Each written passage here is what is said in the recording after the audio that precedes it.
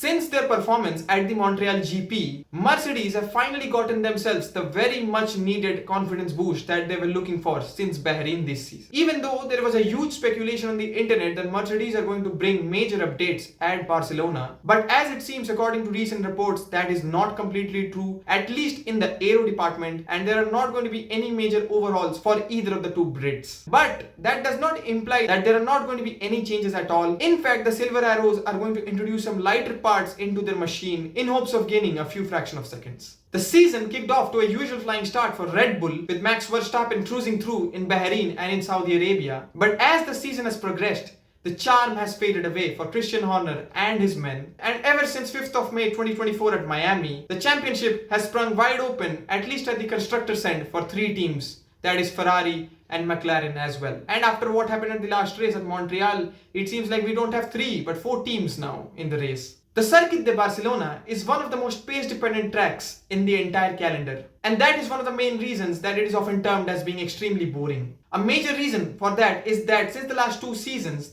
the difference between Red Bull and the other constructors has been so huge that there has been nothing left to see in the race. Max Verstappen took pole, led every lap and won the race in Barcelona last season, adding another Grand Slam to his heavily decorated portfolio. But this season is different. Barcelona's weakness in its other seasons is its strength this year. The difference in pace, at least between McLaren and Red Bull, is not huge, and that was clearly evident in the last race, where the safety car played a major role in Max Verstappen's victory. Now we completely agree on the fact that the same thing happened with Red Bull back in Miami as well. But over here, Red Bull are the favorites and McLaren are the underdogs. And now the underdogs have closed the gap with Red Bull. We all thought that the team that could actually compete with Red Bull would be Ferrari, but McLaren out of nowhere gave us a big shocker. And Barcelona, which is rarely regarded in such high regard in the calendar, is this season one of the most crucial races, because if Max wins this race, then he controls the momentum for the rest of the season. But if he loses, then the championship sprungs wide open, not just at the constructor's end, which it is already now,